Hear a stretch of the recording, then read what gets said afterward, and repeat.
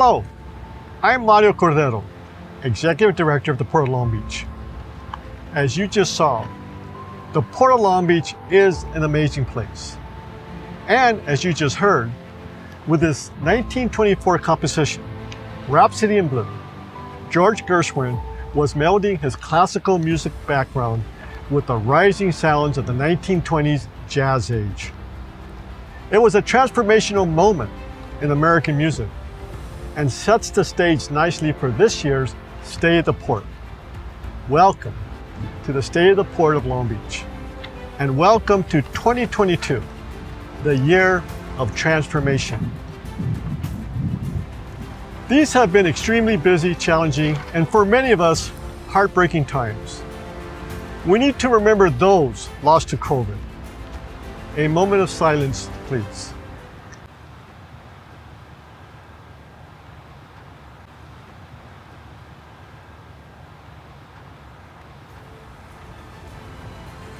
Working together, we faced a year like no other. Our incredible story became the center of attention across the nation and in many headlines, with 20,000 mentions of the Port of Long Beach in the news media last year alone. Take a look. But this wasn't the first time. We faced these challenges before, 2004, 2008, 2015. Supply chain issues are a constant in the news, then and today. Stories focused on the logjam of vessels and imports, the latest supply chain crisis. However, there is a good story to tell in 2022. More to come on that a little later. Clearly, we all recognize the persistent disruption to the global supply chain. No major container freight gateway has been immune to the negative impacts of the global disruption. Least of all, the nation's largest container port complex. How did it happen? It was the pandemic, of course. Many of us worked from home. Others stopped working. Imports dropped. Then we saw an unprecedented volume surge. The U.S. economy grew a surprisingly strong 5.7% in 2021. People shopped online like never before. E-commerce produced a 24/7 consumer-oriented instant delivery mindset. While orders surged, worker shortages disrupted the supply chain, delaying vessels, containers, chassis, and trucks. Confronting historical backups, we still managed to move more containers than ever. 2021 was a record year. At the Port of Long Beach, we moved 9.4 million containers. From mid-2020 into this summer, we broke our year-to-year monthly records for 11 straight months. Our neighbor, the Port of Los Angeles, broke records too. Volume at the two San Pedro Bay ports grew faster than it had in decades. Containers at the port complex exceeded 20 million TEUs in 2021. On this note, I would like to thank my colleague, Gene Soroka, and the Port of Los Angeles for partnering with us to move unprecedented volume through this nation's most important container gateway. 20 million TEUs at this point should not be a surprise to anyone, given the cargo forecasts made years ago. What is surprising is that we continue to debate the same issues year after year, while the operational model remains status quo, never changing. Yet let us be clear, we have witnessed an extraordinary achievement for the entire supply chain, especially so in these extraordinary times. Let us recognize our successes. Let us recognize this port does not want to accept the status quo as to port operations or environmental initiatives. Rather, this port will continue to be visionary per our brand as the port of choice and as the green port. How is it even possible that we broke cargo records during these unprecedented challenges? Through hard work and ingenuity. Our terminals expanded operating hours, and one even started offering optional 24-hour container pickup. No longer just a vision, but now a work in progress. We created the short-term overflow resource yard at Pier S. We initiated a free waterfront COVID-19 vaccination program for ships calling at both San Pedro ports. Special thanks to the Long Beach Department of Health and Human Services, the IOWU, National Guard, Long Beach Fire Department, and the International Seafarers Center for their help. We are on track to reach 10,000 vaccinations very soon. Late in the year, we began to allow ships leaving Asia to take a number, slow steam to the port complex, and wait their turn about 150 miles off the coast.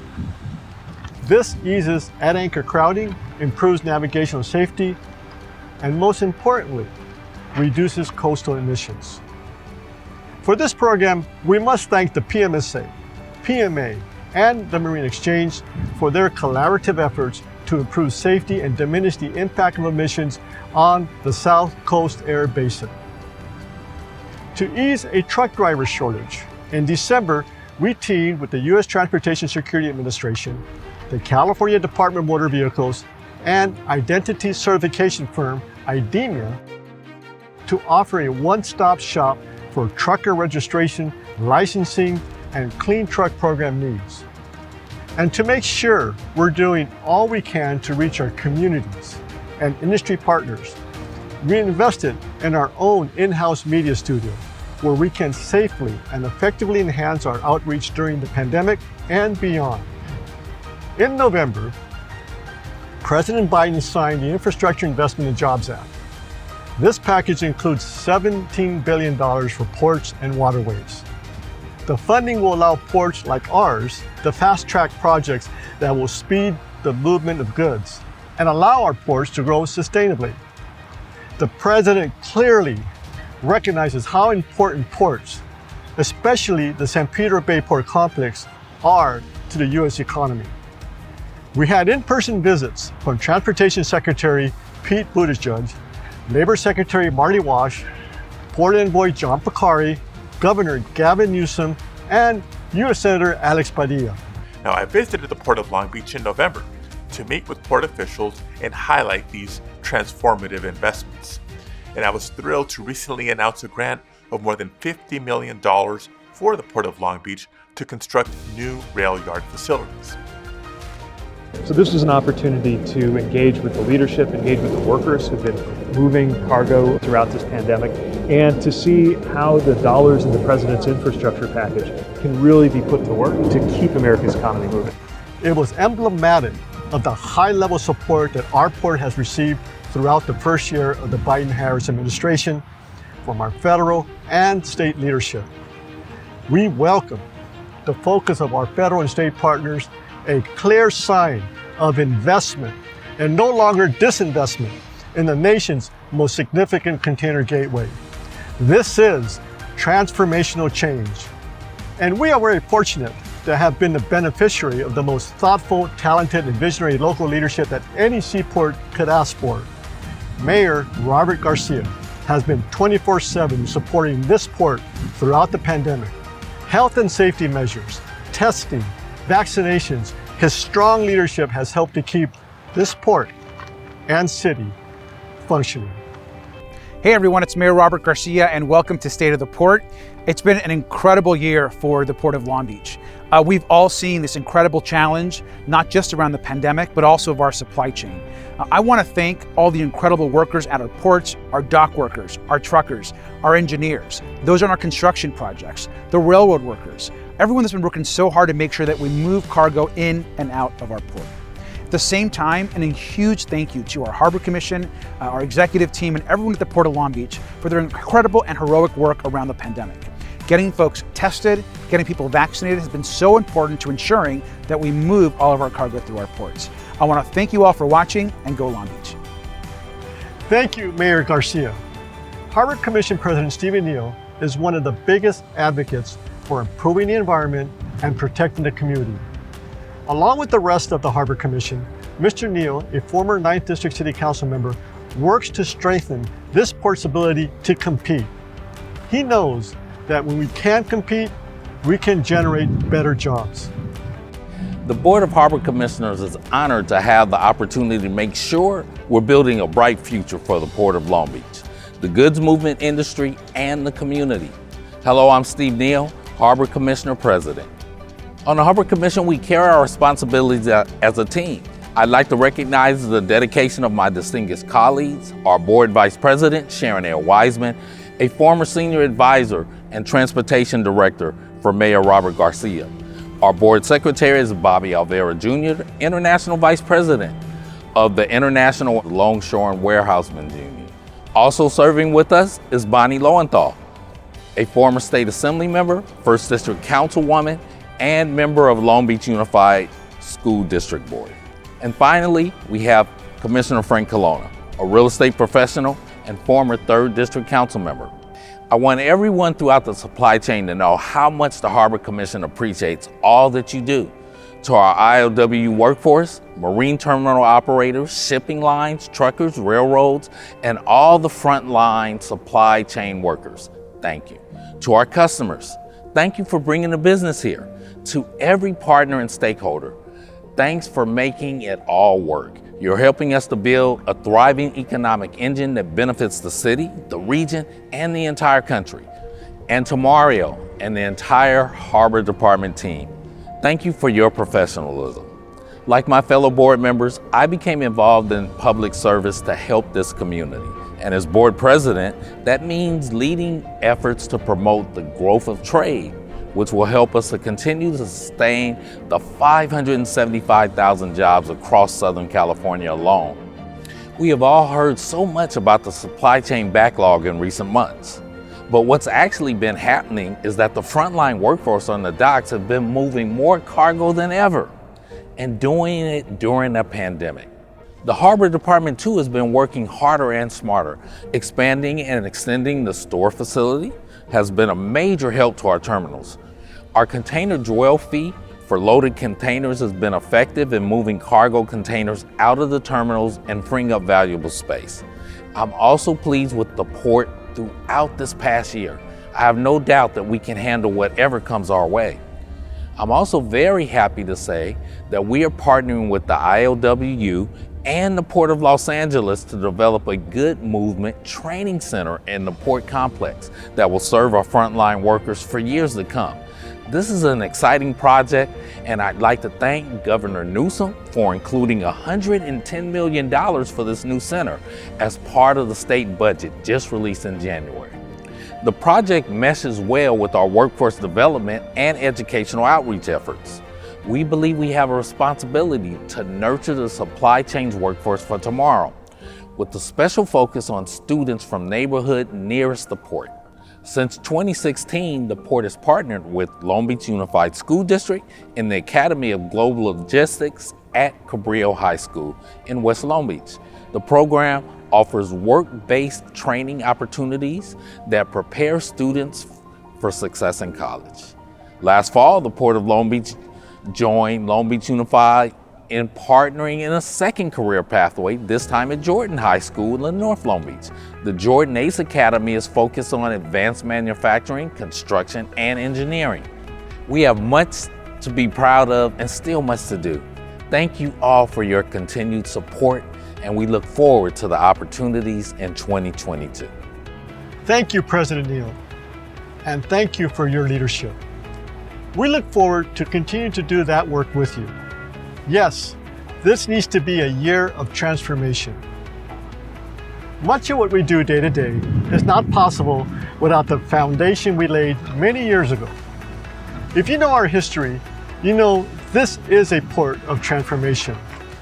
From small to big, from lumber to containers, from horses and pulleys to today's state-of-the-art cargo handling equipment. Some of the latest transformations began almost 2 decades ago with planning, then approvals, and then a decade of construction. In August, we marked the completion of the final phase of the $1.5 billion Long Beach Container Terminal project. This facility is one of the world's most sustainable and most technologically advanced. The 300-acre terminal is capable of moving 3.5 million TEUs a year. With that kind of capacity, LBCT by itself could be the nation's 6th busiest U.S. port complex. LBCT operates with nearly all electric zero-emission cargo handling equipment. Union labor operates all electric ship-to-shore cranes and staffs the control center operations and maintenance. LBCT is big ship ready with 14 of the world's most modern ship-to-shore cranes. Its wharf is long enough to accommodate 3 of the world's largest container ships. At the beginning of December, the 20,000 TEU Costco Shipping Aquarius called at LBCT, and the facility is even designed to handle even larger vessels. We've seen transformation all around us. Most of our other terminals have also added taller cranes and deeper waterways to become big ship ready in recent years. We've created chassis pools, truck appointment systems, and supplemental yards for empty and loaded containers. As we have worked to find ways to move more cargo, we have continued to set high standards for security and safety at the port. Our partners, including the Coast Guard, Customs and Border Protection, Long Beach Police and Long Beach Fire, and Port of Long Beach Harbor Patrol, have risen to the occasion during the pandemic. In October, we completed our new fireboat station number 15 next to LBCT. This is a modern station replacing what were essentially trailers. A second state-of-the-art fireboat station, number 20, is under construction on Pier D in the Inner Harbor to complete our fire safety and security capital improvement program. This will help our Long Beach firefighters to provide the safety and protection that a port of this size and economic importance requires. In 2021, we also welcome new space technology companies, SpaceX and ABL Space Systems, to the Port of Long Beach. We're pleased to bring their operations to a very space tech-friendly Long Beach. There's more transformation to come. Our biggest investment this decade will be improvements to our rail system. We're making it possible for a greater share of the cargo moving through this port to go via on-dock rail. This reduces truck trips, improves efficiency, and lessens environmental impacts, even as we handle more cargo.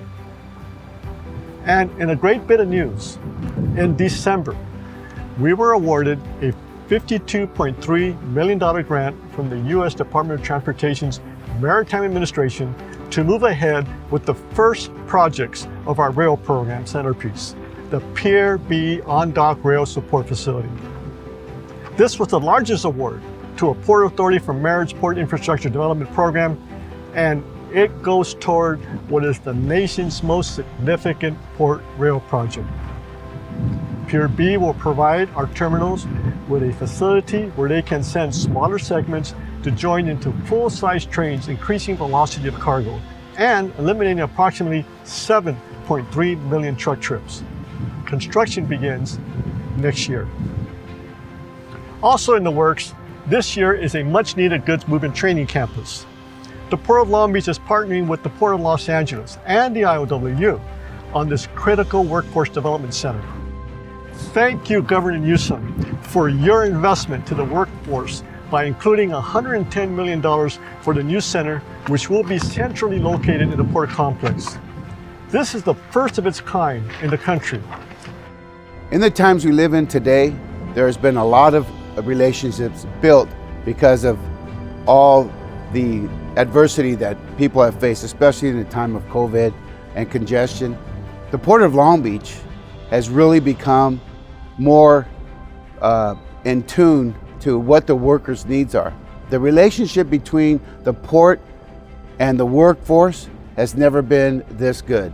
It has never been where the needs for each other are collaborated and the results come out to be something positive. This workforce training center is a result of that workforce and the port's collaboration and friendship and partnership. I think the training center is a great thing. For many years, we've had a world-class port here in Long Beach, and it's time that we have a world-class training center. The jobs of tomorrow for my local, the clerk's local, the jobs of today and tomorrow aren't the jobs that we can train as we go and train on the job. These are jobs that are going to require more extensive training in computer systems, terminal operating systems, and other software platforms. And hopefully the training center will be able to accomplish that higher level of training for us. I think the relationship with the Port of Long Beach and the LW is stronger than ever. And I'd call it more of a partnership. I think we have the same goals in mind. That is, how do we attract more cargo? How do we keep the cargo we have? And how do we prepare ourselves for the future of what the work on the waterfront is going to look like? And I think this training center will do that. And I think we've forged a strong partnership, and we'll continue to work with the Port of Long Beach to move forward. As well as our focus on improved throughput and greater safety, we're dedicated to enhancing the environment. Almost 2 decades ago, the Port of Long Beach launched a green revolution that spread through seaports worldwide. We're proud to be a global leader in reducing harmful air emissions from the port-related operations, improving water quality in the harbor, protecting marine wildlife, and implementing sustainable practices throughout our port. I'm pleased to note that the Port of Long Beach has already met all our 2023 emission reduction targets, far ahead of the goal we set for ourselves. We've cut emissions from vessels, trucks, trains, and cargo handling equipment. Today, vessels use cleaner fuels and plug into electrical grid while at berth. Let the record be clear. We stand by our commitment to cleaner trucks and trains. And in fact, our resume shows results. At the terminals, 16% of all the cargo handling equipment is electric powered and zero emissions. As a result, we've dramatically reduced key air pollutants. Yes, the pandemic played a part in emission reductions due to the fact that many visits by cruise ships and oil tankers were curtailed. Still, terminal by terminal, the progress here is remarkable. At Pier J, SSA has the nation's largest deployment of fully electric rubber tire gantry cranes. Currently, there are 6 of these cranes operating in its container sorting yard, with the remaining 3 to be commissioned early this year. SSA is also operating 2 battery electric top handlers at Pier J, acquired as part of a grant funding demonstration efforts under the California Air Resource Board's Seaport project. Pier J also has a hybrid rubber tire gantry crane that was placed into service in December. This past summer, SSA began using renewable diesel fuel for the remaining diesel machines at Pier A, Pier C, and Pier J terminals. Pier A currently has 5 hybrid rubber tire gantry cranes. Pier C has taken delivery of its first electric yard tractors. Deployment of its full fleet of 33 yard tractors is expected later this year. LBCT is operating a fleet of zero-emission vehicles. These vehicles don't need to be plugged in to recharge. Instead, their power packs are swapped out of a battery exchange building on the terminal. And we're building a second battery exchange building, which should be operational by mid-2023. In LBCT's rail yard, the human-operated cargo handling machines include a battery-powered top handler and a battery-powered yard tractor acquired through a grant-funded demonstration effort under the California Air Resource Board's Seaport project. At Pier G, ITS in 2021 completed a demonstration with 7 battery electric yard tractors and the Cavitec Smart Plug system under the California Energy Commission funded grant. Over at Pier T, TTI will be taking delivery of a hybrid RTG cranes. At Pier G, bulk cargo facility Metroports deployed a new ultra-low emission locomotive that meets the EPA's toughest emission standards. I wish to thank the state agencies that have collaborated with us on our path to zero emissions. At the Port of Long Beach, We lead by example. Our Green Fleet policy, initiated in 2006 and updated in 2021, requires that when the port buys a new vehicle, it's the cleanest one that meets our performance requirements. We've added many electric vehicles to our fleet over the years under this policy. In 2021, we acquired a zero-emission electric street sweeper vehicle for the port's new bypass. We are in the process of procuring 6 hybrid Ford F-150 special service vehicles for our Harbor Patrol. And we've just put out to bid to purchase 4 zero-emission plug-in electric F-150 trucks for our maintenance division and Harbor Patrol. Meanwhile, to transform the drayage truck fleet to zero emissions by 2035, our port will begin collecting a clean truck fund rate in April. Zero emissions and natural gas-powered trucks will be exempt from the rate. We stand by our resolve to become a zero-emission port. It isn't only air quality that we're improving. Our efforts to improve water quality are also seeing very positive results. In a recent survey of the harbor waters, our marine biologists confirmed a thriving ecosystem. With our many green programs, we intend to make the port, the harbor waters, and the neighboring communities a better place for coming generations. It is our responsibility, it is our duty. What's the port's outlook this year and in the years ahead? Forecasts in the time of coronavirus are ever changing. Late last year, the outlook was bullish. Health experts believed boosters would dull a winter COVID spike. Economists predicted higher interest rates would slow inflation.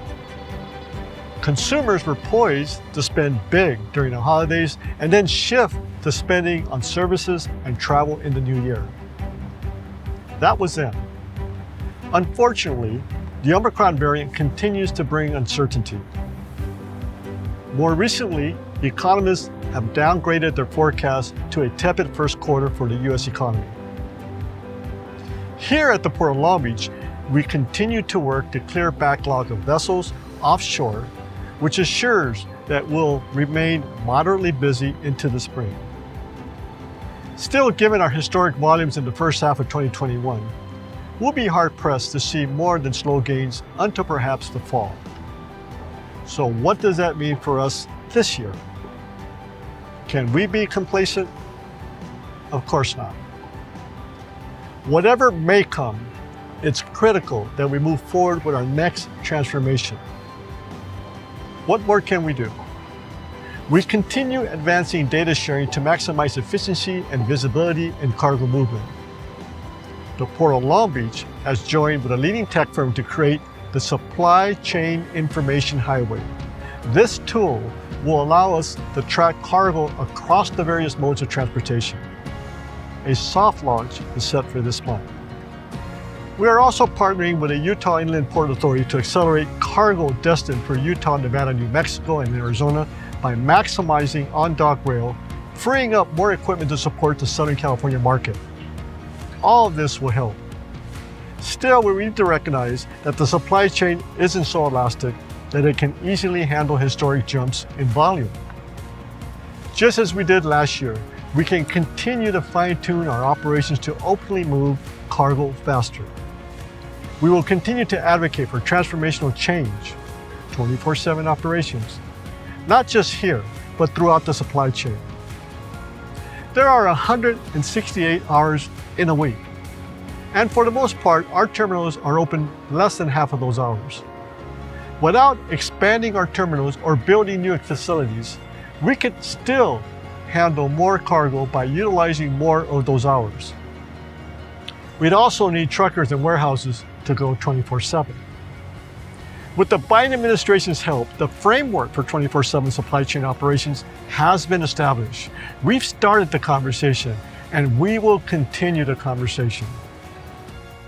In Asia, on the other side of the Pacific Ocean, our trading partners are already operating 24/7. We need to make it our goal as well. It has to be our next great transformation. And for the Port of Long Beach, The test is not in how many containers we move, but in how we transform and build a port for everyone. Before I sign off, let me acknowledge and thank the people who make this the port of choice. Thank you to Mayor Robert Garcia and the City Council for their support. To our Board President, Stephen Neal, and the entire Board of Harbor Commissioners for their leadership. To my entire Harbor Department staff, our executive team, and particularly my two deputies, Rick Cameron and Dr. Noel Hasegawa. You have worked tirelessly to support this operation, and I sincerely appreciate each and every one of you. This has been a very challenging year coping with a health pandemic that's not only disrupted the supply chain, but disrupted many families in many ways. Yet, our men and women who work on the docks persevere, working day in, day out. This port complex never closed. Special thanks to labor for their commitment to move the cargo at the nation's largest port complex. A port takes many partners working together. Thanks again to the IOWU, carriers, terminal operators, truckers, rail partners at Pacific Harbor Line and our Class I railroads, Jacobson Pilot Service, and all of our other partners throughout the supply chain. Thank you all for making the Port of Long Beach the port of choice. Together, we will make 2022 a year of transformation. Stay safe.